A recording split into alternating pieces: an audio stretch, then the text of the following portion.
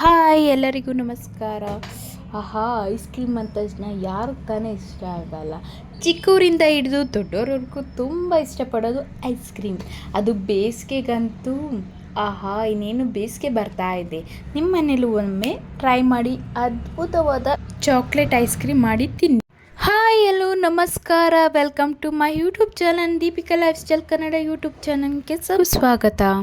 ಇವತ್ತು ಎಲ್ಲರೂ ಮೈಸೂರಿಗೆ ಹೋಗ್ತಾ ಇದ್ದೀವಿ. ಯಾಕಂದರೆ ನಮ್ಮ ಅಕ್ಕ ಶ್ವೇತಾ ಇಲ್ವಾ, ಅವ್ರ ಮೈದೊಂದು ಮದುವೆ ಇದೆ. ಅದಕ್ಕೋಸ್ಕರ ಅವರು ಎಲ್ಲರಿಗೂ ಸ್ಯಾರಿ ತಗೋತಾ ಇದ್ದಾರೆ. ಸೊ ನಮ್ಮನ್ನು ಕೂಡ ಇನ್ವೈಟ್ ಮಾಡಿದ್ದಾರೆ. ಎಲ್ಲರೂ ಗಾಡೀಲಿ ಬಂದು ಮೈಸೂರಿಗೆ ಅಲ್ಲೇ ಅಂದರೆ ಪ್ರಭಾ ಟಾಕೀಸ್ ಹತ್ರ ಎಲ್ಲ ಸ್ಯಾರಿ ಅಂಗಡಿಗಳು ಇದೆಯಲ್ಲ, ಸೊ ಬಟ್ಟೆ ಅಂಗಡಿಗಳೆಲ್ಲ. ಸೊ ಅದಕ್ಕೋಸ್ಕರ ಅಲ್ಲೇ ಹೋಗೋಣ ಅಂತ ನೋಡ್ದು. ಸಂದಿಲ್ಗೆ ಹೋದೋ ಫಸ್ಟು, ಆಮೇಲೆ ಸುಮಂಗ್ಲಿಗೆ ಹೋದೋ. ಯಾಕೋ ಇಷ್ಟ ಆಗಿಲ್ಲ. ಸೊ ಅದಕ್ಕೆ ಇನ್ಯಾವ್ಯಾವ ಅಂಗಡಿಗೆ ಹೋಗ್ತಾರೋ ನೋಡಬೇಕಪ್ಪ. ಆಮೇಲೆ ಮನ್ನಾರ್ಸ್ಗೆ ಹೋಗ್ತಾ ಇದ್ದೀವಿ ಇವಾಗ. ಮನ್ನಾರ್ಸಲ್ಲಿ ನೋಡಿ ಎಷ್ಟು ಜನ, ಅಯ್ಯಪ್ಪ ಸಿಕ್ಕಾಪಟ್ಟೆ ಜನ ಇದ್ದರು. ಬಟ್ ಅಂದರೆ ಅವರು ರೆಸ್ಪಾನ್ಸ್ ಏನು ಮಾಡಲಿಲ್ಲ, ಸರಿಯಾಗಿ ತೋರಿಸ್ಲಿಲ್ಲ ನಾವು ಕೇಳಿದ ಥರ.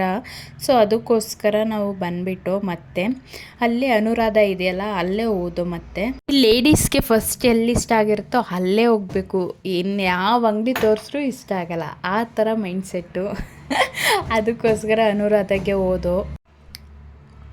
ಅವ್ರಿಗೆ ಯಾವ್ಯಾವ ಸೀರೆ ಬೇಕೋ ಆ ಸೀರೆ ಚಾಯ್ಸ್ ಮಾಡ್ಕೊತಾ ಇದ್ದರು. ನೋಡ್ತಾ ಇದ್ದರು ಯಾವ್ದು ತೊಗೊಳ್ಳೋಣ ಅಂದ್ಕೊಂಡು. ನಾವು 6 ಮೆಂಬರ್ಸ್ ಹೋಗಿದ್ದು. ಸೊ ಅದಕ್ಕೆ ನೋಡಲಿ ಅಂದ್ಬಿಟ್ಟು ನಾನು ಸೈಡಲ್ಲಿ ನಿಂತಿದ್ದೆ. ನಮ್ಮ ಸೆಲೆಕ್ಷನ್ ಎಲ್ಲ ಆಯಿತು. ಈಗ ಅಕ್ಕ ಮತ್ತು ಅವ್ರ ಅತ್ತೆ ತೊಗೋತಾ ಇದ್ದರು. ಮೇಲ್ಗಡೆ ತೊಗೊಂಡ್ರು ರೇಷ್ಮೆ ಸ್ಯಾರೀಸು, ಮದುವೆಗೆ ತೊಗೋಬೇಕಿತ್ತಲ್ಲ. ಸೊ ಅದಕ್ಕೋಸ್ಕರ ಸ್ವಲ್ಪ ಚೆನ್ನಾಗಿರೋದು ತೊಗೊತಾ ಇದ್ರು. ಹಾಗೆ ಎಲ್ಲ ಕೌಂಟ್ ಮಾಡ್ಕೊತಾ ಇದ್ರು, ಯಾವ ಸೀರೆ ಹಾಕಿದ್ರು ಏನು ಅಂತೆಲ್ಲ ನೋಡ್ಕೊತಾ ಇದ್ರು. ಹೇಗೂ ಟೈಮ್ ಮಧ್ಯಾಹ್ನ ಆಗಿತ್ತು. ಇಲ್ಲೇ ಲಂಚ್ ಮಾಡ್ಕೊಂಡು ಹೋಗೋಣ ಅಂದ್ಕೊಂಡು. ಇದು ತುಂಬ ವರ್ಷದಿಂದ ಇದೆ, ಅಜಂತ ಅಂತ. ನಾನು ಚಿಕ್ಕ ವಯಸ್ಸಲ್ಲಿ ಬಂದಾಗ ಬಿಸಿಬೇಳೆಬಾತ್ ತುಂಬ ಚೆನ್ನಾಗಿ ಮಾಡ್ತಿದ್ರು ಆಗ. ಈಗ ಸ್ವಲ್ಪ ಓಕೆ ಮಸಾಲೆ ದೋಸೆನೂ ತುಂಬ ಚೆನ್ನಾಗಿರುತ್ತೆ ಆ ಹೋಟ್ಲಲ್ಲಿ. ಆನಂತರ ಟೈಮ್ ಆಗ್ತು, ಎಲ್ಲ ಪರ್ಚೇಸು ಆಯಿತು, ಹೋಗ್ತಾ ಇದ್ದೋ ಮನೆಗೆ. ಎಲ್ಲ ಗಾಡಿಯಿಂದ ಬಂದಿರೋದ್ರಿಂದ ಲಗೇಜ್ ಎಲ್ಲ ತೊಗೊಂಡು ಕ್ಯಾರಿ ಮಾಡೋಕ್ಕೆ ಈಸಿ ಆಗುತ್ತೆ, ಇಲ್ಲಾಂದರೆ ನಡ್ಕೊಂಡು ಓಡಾಡಬೇಕಾಗತ್ತೆ. ಸೊ ಅದಕ್ಕೋಸ್ಕರನೇ ಗಾಡಿ ತೊಗೊಂಡು ಹೋಗಿದ್ದು. ಆನಂತರ ಎಲ್ಲ ಸ್ಯಾರಿಗಳಿಗೂ ಕವರ್ ಮೇಲೆ ಬರೀತಾಯಿದ್ರು. ಯಾರ್ಯಾರಿಗೆ ಯಾವ್ಯಾವ ಸ್ಯಾರಿ ಕೊಡಬೇಕು ಅಂತ ಬರ್ದು ಲೀಸ್ಟ್ ಮಾಡ್ಕೊತಾ ಇದ್ರು, ಅವ್ರವ್ರಿಗೆ ಅದದು ಅಂತ ಇತ್ತು ಶಾಪಿಂಗ್. ಆನಂತರ ಚಾಕ್ಲೇಟ್ ಐಸ್ ಕ್ರೀಮ್ ಮಾಡ್ತಾಯಿದ್ದೀನಿ. 1 ಬಾಲ್ ಚಾಕ್ಲೇಟ್ ತೊಗೊಂಡಿದ್ದೀನಿ. ಆನಂತರ ವಿಪ್ಪಿಂಗ್ ಕ್ರೀಮ್ ತೊಗೋತಿದ್ದೀನಿ, 1 ಬೌಲ್ ಅಷ್ಟು. ಆನಂತರ ಅದನ್ನ ಬ್ಲೆಂಡರಲ್ಲಿ ಬ್ಲೆಂಡ್ ಮಾಡ್ತಾಯಿದ್ದೀನಿ.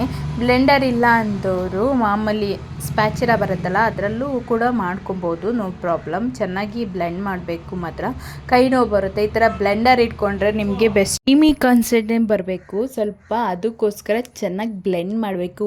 10 ಮಿನಿಟ್ಸ್ ಬ್ಲೆಂಡ್ ಮಾಡಿದ್ರೆ ಆಗುತ್ತೆ.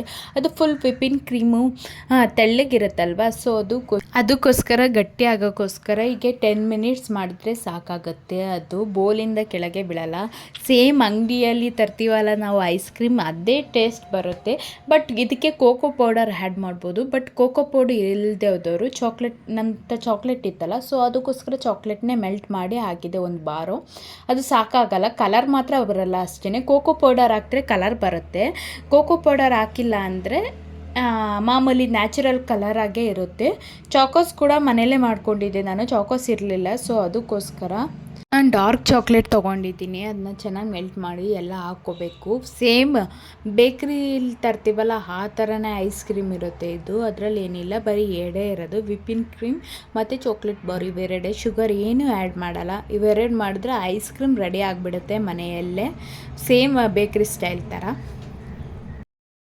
ಇದನ್ನ 2 ಮಿನಿಟ್ಸ್ ಬ್ಲೆಂಡ್ ಮಾಡಿದ್ರೆ ಸಾಕು. ಸೇಮ್ ಅದೇ ಥರ ನೋಡಿ, ಈ ಥರ ಗಟ್ಟಿ ಆಗಿರುತ್ತೆ ಸಾಕು. ಅದನ್ನ ಬೋಲ್ಗೆ ಹಾಕೋಬೇಕು ಚೆನ್ನಾಗಿ. ಅದನ್ನೆಲ್ಲ ಮಿಕ್ಸ್ ಮಾಡಾದಮೇಲೆ ಬೋಲ್ಗೆ, ನನ್ನ ಹತ್ರನೇ ಒಂದು ಐಸ್ ಕ್ರೀಮ್ದು ಇದ್ದಿತ್ತು ಬೋಲು. ಸೊ ಅದಕ್ಕೋಸ್ಕರ ಅದಕ್ಕೆ ಹಾಕ್ತಾಯಿದ್ದೀನಿ. ಐಸ್ ಕ್ರೀಮ್ ಬೌಲ್ ಇತ್ತಲ್ಲ, ಸೊ ಅದಕ್ಕೆ ಪ್ರಿಸರ್ವೆಲ್ಲ ಇಡಬೇಕಲ್ಲ, ಸೊ ಅದಕ್ಕೋಸ್ಕರ 12 hours ಇಡಬೇಕು. 1 night ಇಟ್ಬಿಟ್ರೆ ಸಾಕು, ಐಸ್ ಕ್ರೀಮ್ ರೆಡಿ ಆಗಿಬಿಡುತ್ತೆ. ಡ್ರೈ ಫ್ರೂಟ್ಸ್ ಇಷ್ಟ ಆದರೆ ಬೇಕಾದ್ರೆ ಕಟ್ ಮಾಡಿ ಹಾಕೋಬೋದು, ಬೇಕಾದ್ರೆ ಚಾಕೋಸ್ ಬೇಕಾದ್ರೆ ಹಾಕೋಬೋದು, ಇಲ್ಲ ಚಾಕ್ಲೇಟ್ ಡೈರಿ ಮಿಲ್ಕ್ ಇರುತ್ತಲ್ಲ ಅದನ್ನ ಪೀಸ್ ಕಟ್ ಮಾಡಿಬಿಟ್ಟು ಹಾಕೊಂಡ್ರು ಆಗುತ್ತೆ ಮನೆಗಳಲ್ಲಿ. ಸೊ ಅದಕ್ಕೋಸ್ಕರ ಇವೆರಡೇ ಸಾಕಾಗತ್ತೆ. ಆಮೇಲೆ ಚೋಕೋಸ್ ಮಾಡ್ಕೊಂಡಿದ್ನಲ್ಲ, ಆ ಚೋಕೋಸ್ನೂ ಹಾಕ್ಕೊಂಡೆ ಲಾಸ್ಟಲ್ಲಿ ಡೆಕೋರೇಷನ್ಗೆ. ತುಂಬ ಚೆನ್ನಾಗಿ ಕಾಣ್ತಿತ್ತು. ಇವಾಗ ಸ್ವಲ್ಪ ತೆಳ್ಳೆ ಥರ ಕಾಣ್ತಾ ಇರುತ್ತೆ, ಆಮೇಲೆ ಗಟ್ಟಿ ಆದಮೇಲೆ ಸಖತ್ತಾಗಿ ಕಾಣುತ್ತೆ. ಆಮೇಲೆ ಟೇಸ್ಟ್ ಕೂಡ ತುಂಬ ಚೆನ್ನಾಗಿರುತ್ತೆ. ಒಮ್ಮೆ ಮನೆಯಲ್ಲಿ ಮಾಡಿ ನೋಡಿ ಎಷ್ಟು ಚೆನ್ನಾಗಿರುತ್ತೆ ಅಂತ ನೀವೇ ಹೇಳ್ತೀರಾ. ನಿಮ್ಮ ಅಭಿಪ್ರಾಯಗಳನ್ನು ನನ್ನ ಕಮೆಂಟ್ ಮೂಲಕ ತಿಳಿಸಬಹುದು. ಚೋಕೋಸ್ ಎಲ್ಲ ಡೆಕೋರೇಟ್ ಮಾಡಾದ್ಮೇಲೆ ಟೈಟಾಗಿ ಕ್ಯಾಪ್ ಹಾಕಬೇಕು, ಫ್ರಿಜ್ಜಲ್ಲಿ ಇರ್ತೀವಲ್ಲ ಅದಕ್ಕೋಸ್ಕರ. 12 hours ಆದಮೇಲೆ ಈ ಥರ ಇರುತ್ತೆ, ಈ ಥರ ಗಟ್ಟಿಯಾಗಿರುತ್ತೆ. ಆಮೇಲೆ ಕಲರ್ ಕೂಡ ಚೇಂಜ್ ಆಗಿರುತ್ತೆ ನೋಡಿ, ಅಲ್ಲಿ ಚಾಕ್ಲೇಟ್ದು ಹಾಕಿರ್ತೀವಲ್ಲ ಅಲ್ಲಿ ಬಂದಿರುತ್ತೆ. ಅಂದರೆ ಸ್ವಲ್ಪ ಕಲರ್ ಕಾಫಿ ಟರ್ನ್ ಆಗಿರುತ್ತೆ. ನಂಗೆ ಕ್ಯಾಮ್ರಾದಲ್ಲಿ ಫ್ಲ್ಯಾಶ್ ಲೈಟ್ ಆನ್ ಮಾಡೋದ್ರಿಂದ ಅಷ್ಟೊಂದು ಕಾಣ್ತಾ ಇಲ್ಲ, ಕಾಫಿ ಕಲರ್ ಬಂದಿರುತ್ತೆ. ಈ ವಿಡಿಯೋ ಇಷ್ಟ ಆದರೆ ಲೈಕ್ ಮಾಡಿ, ಶೇರ್ ಮಾಡಿ, ಕಮೆಂಟ್ ಮಾಡಿ, subscribe to Deepika life style.